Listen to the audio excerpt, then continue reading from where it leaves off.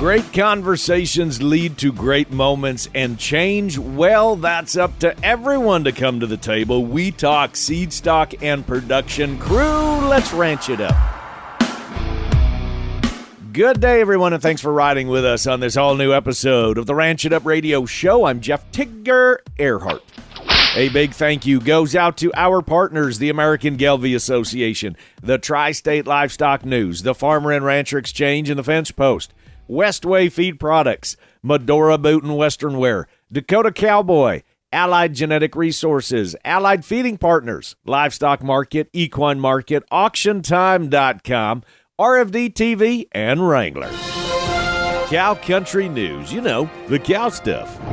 Lots to cover this episode, so we're going to get right to it. Our top news story, USDA's Food Safety and Inspection Service and Agricultural Research Service are starting a new sampling program to assess whether antibiotic residue is detected in cattle intended for the, quote, raised without antibiotics market, or RWA. The sampling program is part of a previously announced USDA effort to strengthen the substantiation of animal raising claims as the agency continues to address potentially false and misleading labels.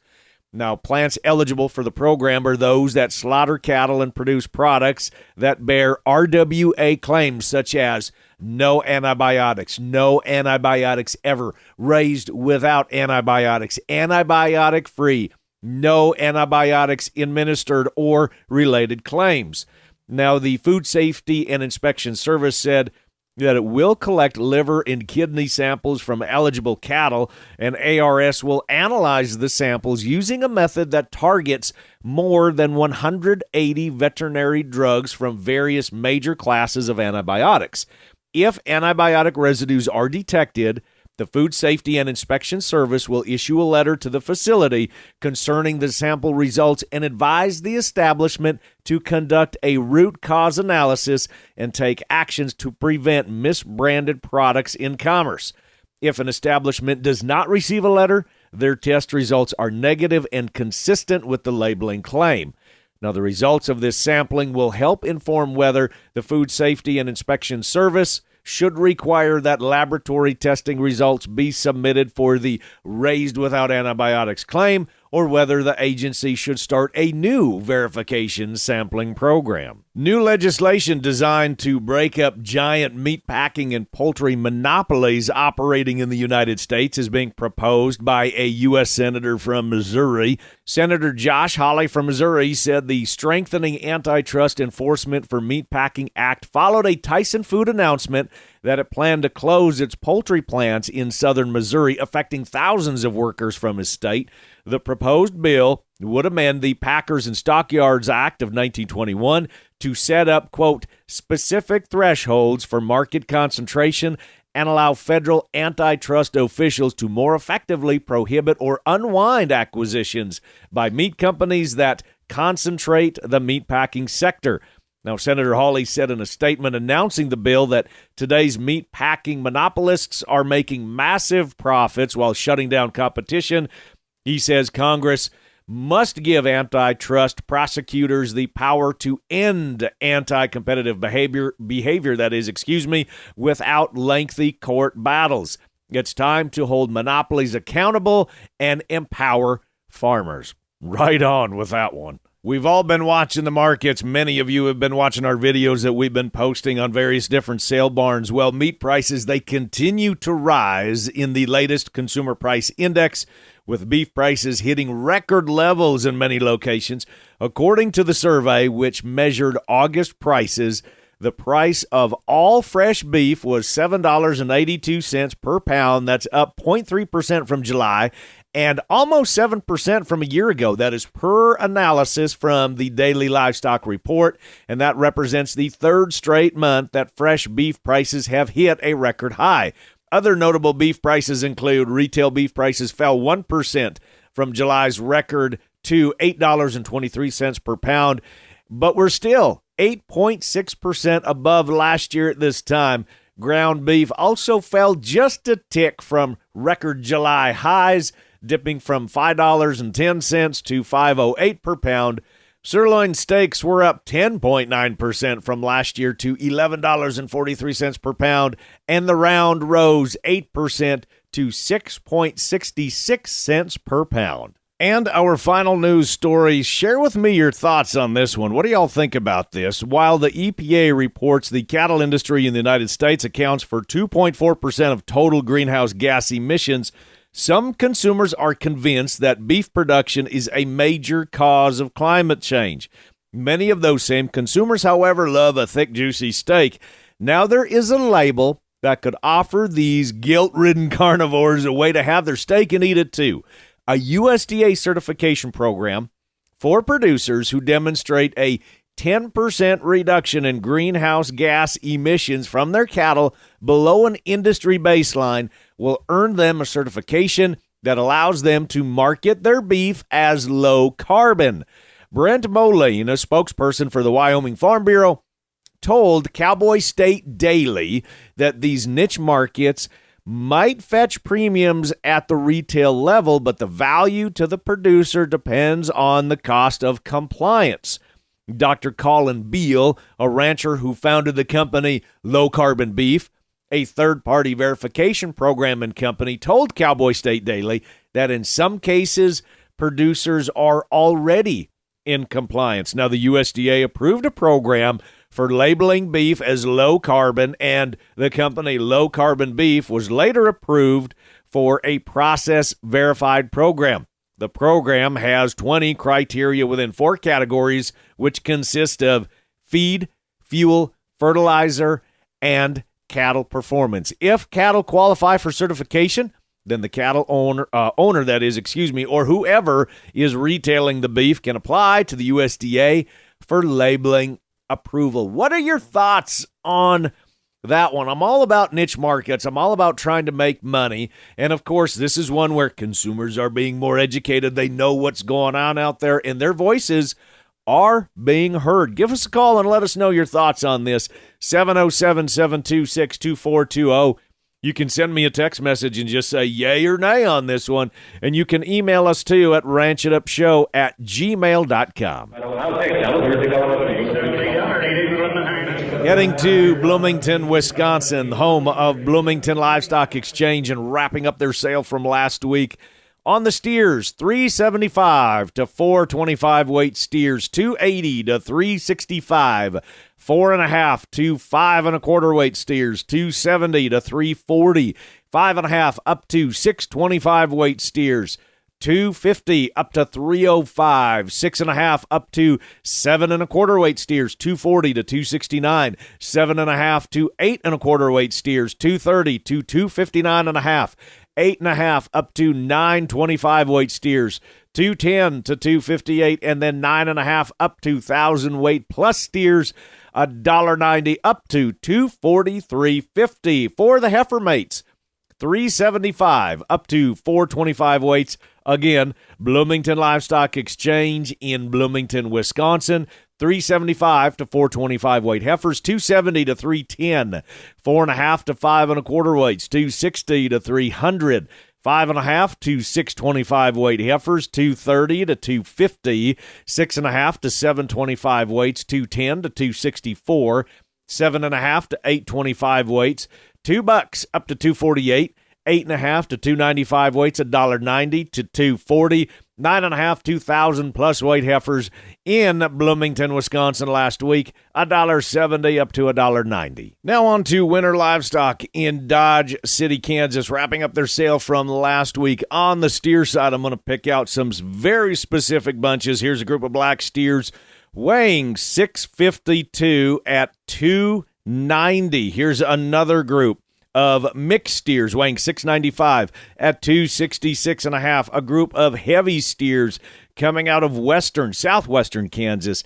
845 weights at 255. On the heifer side, a group of black heifers weighing 553 coming in at 274. A bigger bunch of 738 weight heifers at 250 1/4. A group of mixed heifers weighing 732 at 247, and then some Charolais and Charolais cross heifers weighing 730 pounds, commanding 246 and a quarter. And that is our wrap up for today of our sale barns. Bloomington Livestock Exchange in Bloomington, Wisconsin, and then followed by Winter Livestock in Dodge City, Kansas. We are fixing to move into the fall production sales season. I know that there have been a lot of club calf sales going on as we speak, but fixing to move into the fall production season. So if there are any production sales that you would like us to gather sale reports on, information that you would like to hear, please reach out to us at any time. Plus, here are some of the stories and some of the concepts and some of the programs that we're going to be bringing you yet this fall. We're going to be tackling a lot about scours, how to prevent scours in your calves, how to reduce the risk of coccidia in your calves. We're going to be discussing soil health. It's so darn important when it comes to having healthy soils. It's the base and it's the foundation of your program, no pun intended.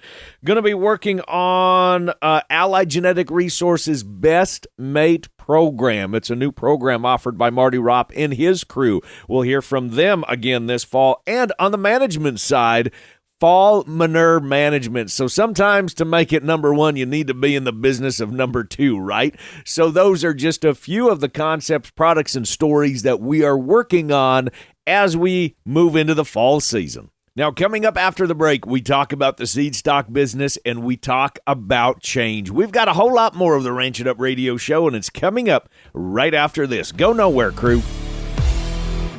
You're going through your calves, looking what worked and what didn't work. So as you're reviewing your program, you need to ask, is this a time to change? Is this a time to make additions or subtractions? Galvy and a balancer may just be the right fit for you. Galvy and Galvy-influenced females offer sustainability and maternal growth, while the bulls can add those extra pounds at weaning. Find a breeder near you, galvy.org, or check out Galvy on Facebook. Don't let nutrition be the missing piece. Nutrition is a key piece to the puzzle of cattle production. As forage quality diminishes, your cow herd's nutritional needs do not decrease. Westway's liquid feed provides protein, energy, vitamins, and minerals, and helps to increase digestibility of forages. This supports fetal programming for the calf in utero and cow body condition scores. Both directly contribute to your herd's performance and profitability. So don't let nutrition be the missing piece. Head to westwayfeed.com. We keep bringing you more and more information about Pharmatan, and for very good reason. It just works. Now, with calves getting ready to head to the sale barn, producers are culling cows and getting ready for next year. So start feeding Pharmatan now to the cow herd and knock scours out for next year. And here's the best part. It's super easy to incorporate into your existing rations. It can be fed in tubs, a TMR, loose mineral, liquid portions. Doesn't matter. They work with all major feed manufacturers. It's pharmatanusa.com, and follow along on Facebook. Cattle Battle. Welcome back to the Ranch It Up radio show, the most information packed into a 30-minute program that you can find. It's your all things ranching newscast, and so glad to be hanging out with you. Questions, comments, concerns, criticisms, rants, it doesn't matter. You can call or you can text us at 707-RANCH20. That's 707-726-2420. You can email us, ranchitupshow@gmail.com, and you can find us prowling around social media at Ranch It Up Show. Now, last week we briefly visited with Steve Koester, the immediate past president of the Red Angus Association of America and co-owner and manager of Koester Red Angus. We highlighted some of the main topics discussed at the recent Red Angus convention, and one of the takeaways that Steve mentioned was the commitment of seed stock producers to their commercial customers and providing additional customer service, especially in the realm of assistance of marketing feeder cattle. This opened up a whole other conversation about seed stock producers and their ability to change the industry, or I should say to inject change into the industry. Steve, thanks for coming back on the program. As I mentioned off air, or I should say, I asked off air how you, as a seed stock producer, is going to change this industry and how it falls on seed stock producers' shoulders to provide that direction and change. Well, I will tell you, in my opinion, I've known you for many years, and I'll tell you, you're right on 2 points, but 50% on one. Yes, you absolutely should come back and visit with your seed stock supplier. Find out if that seed stock supplier is connected to the national programs, and make sure that they're armed with the information you need to be successful and get as many dollars back into the commercial cow-calf sector as possible. Where I would probably disagree with you just a hair is on changing the industry. Let's discuss. I like this. Well, changing the industry, no one segment of this industry will ever change the industry. This is a slow business. Change comes slow.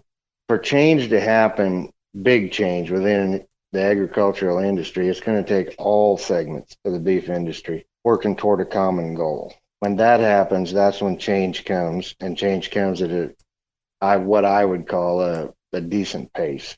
When one segment's unhappy, usually doesn't inspire much change. But when the whole industry bands together and says, look, we need a different approach here, then things happen pretty quick. And that's what it takes to change an industry. No one segment's going to do it like the seed stock or the cow-calf or the feeder or the backgrounder, packer. One segment does not have quite that much power. Now, I can concede, and what you're saying is that for real change to happen in our industry, just the nature of how it works genetically and reproductively with bovine, so I can concede to that. However, and like you said, we've been good friends for a long time, so I can push back on this. We can have a little discussion here. Is it the ability of the seed stock producer to influence, maybe is how I should phrase that, a potential change quicker than one of those other segments? Because you're raising the genetics.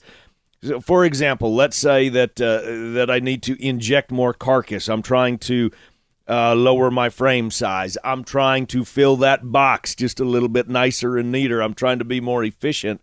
Well, excuse me. That comes with the genetics that I'm purchasing from the seed stock producer. So maybe I should rephrase that and say, do you feel that it is the seed stock producer to be able to start that potential change because of the influence that you have on said industry? I would concede to that. The seed stock industry has as much influence on the type of cattle that are going. Ultimately, everything we do, seed stock, everything we do ends up on a plate, right? So yes, the seed stock industry has a tremendous amount of influence in the product that's going out. And it is our responsibility to raise the kind of cattle that the industry is calling for. And it's also our responsibility to raise the kind of cattle the commercial industry is asking us to raise. Quite often there's a balance in there. And we need to walk that line and raise the type of cattle that make our commercial producers profitable, keep the industry satisfied from an end product standpoint, and hopefully everybody in between is making the dollar. Steve, thanks so much for visiting with us just a little bit more, and I wanted to carry on a tick longer, but Steve needed to step out for a board meeting. Now, your thoughts on how to inject change into the industry. Are producers at all levels and segments of the industry needing change, and what needs to change? This is your chance. Share with me your thoughts and why. Give me a holler at 707-726-2420. You can text me there as well. Email us, ranchitupshow@gmail.com. Again, our phone number, 707-RANCH20. That's 707-726-2420. You can call, leave us a message there. You can text us there, or you can email us, ranchitupshow@gmail.com. Coming up next week, we talk with Brad Zimmerman, who is relatively new to the seed stock business. He built his herd the hard way, breeding up his cow herd year after year after year after year. And here's a little bit of what we will talk about. I look through a lot of wholesale catalogs, and you look at the dam side, and they don't match the prefix of the person selling them.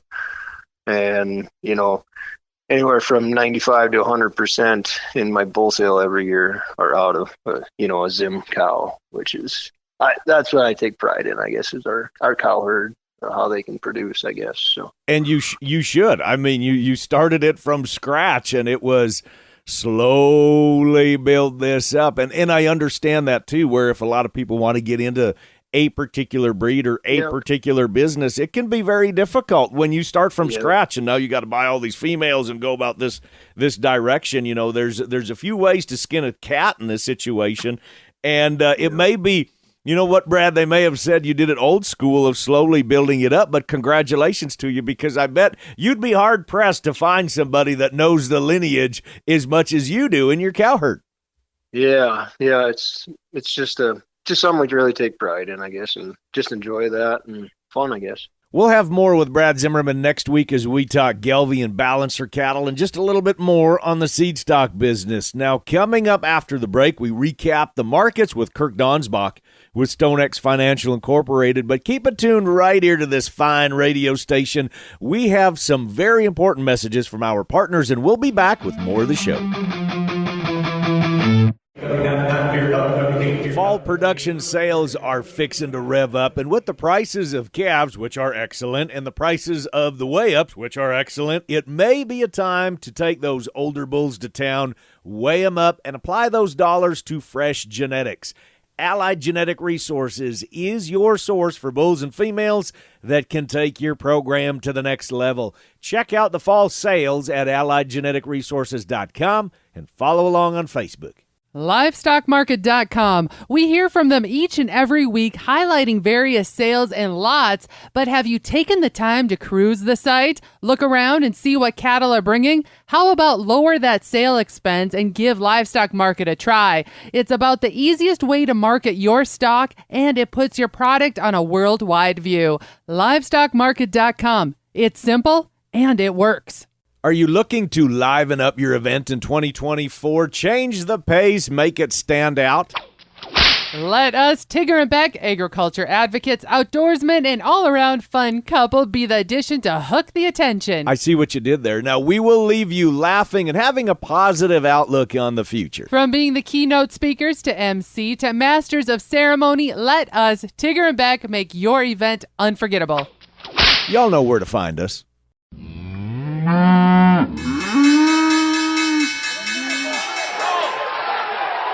Welcome back, everyone, to the Ranch It Up radio show. It's that time in the program when we check back in with Kirk Donsbach, StoneX Financial Incorporated.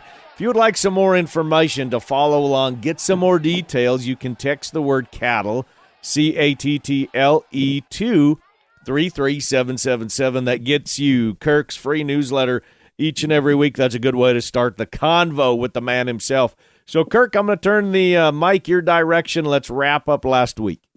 Good morning, Tigger. As of Friday, September 22nd, October feeder futures closed at $259.20. That's down $5.20 on the week, with the CME feeder index down 17 cents at $253.22. So you'll notice that narrowed our basis to a negative 88 cents versus September futures. We did have a cattle on feed this week, with on feed coming in at 97.8% versus expectations of 97.8%. Placements were 94.9% versus expectations of 94.8%, and marketed at 94% versus expectations of 94.4%. So as you can see, the report came in almost exactly on expectations and considered neutral. October live futures closed the week at 186.97.5. That's down 7.5 cents on the week, with cash steady, trading 183 in the south and 184 to 186 in the north. Our listeners will notice that the spread between the south and the north has narrowed dramatically. It's all left the 5-area weighted average up 28 cents on the week at 184.54, and our basis a negative $2.53.5. October futures are not in delivery yet, so we can get away with the negative basis for a couple more weeks. Weekly slaughter was 625,000. That's down 7,000 head versus last week and 46,000 lower than the same week last year. Choice boxes closed the week up at 303 and 33 cents per hundredweight. That's down 238. It did get all the way to 301 this week, but then bounced and rallied a little bit into Friday. Our final report would be for corn. December corn closed at $4.77.5. That's up 2.25 cents on the week. Corn continues to consolidate sideways as we look for a seasonal low. I tip my hat to you, from one legend to another. And before we say fare thee well, we want to give a big tip of the hat and a shout out to all of you that are busy making cow chow. We're talking about chopping silage. Some of you have wrapped up already. Some of you are still going with that in other parts of the country. Hope that it treated you well. Hope it packs. Hope it seals for you all. And now that's going to wrap it up for today. A big thanks from our crew to yours. Kirk Donsbach with StoneX Financial Incorporated, Steve Koester with the Red Angus Association of America and Koester Red Angus, and the boss lady Rebecca Warner, a.k.a. Beck, even though she has this week off, at least on the Ranch It Up radio show. A big thanks from our partners, the American Geldve Association, the Tri-State Livestock News, the Farmer and Rancher Exchange, the Fence Post, Westway Feed Products, Medora Boot and Western Wear, Dakota Cowboy, Allied Genetic Resources, Allied Feeding Partners, Livestock Market, Equine Market, and AuctionTime.com, RFD TV, and Wrangler. And now, crew, so glad y'all came with us one more time as we ranch it up. Be sure to follow and like us on Facebook at Ranch It Up Show. Check our social media. We have multiple updates there throughout the week. Our email, ranchitupshow@gmail.com, and you can call and text us 24/7 at 707-RANCH-20. That's 707-726-2420. Spread the good word and join us again next week where it's always Tigger approved. Stay ranchy and ranch it up.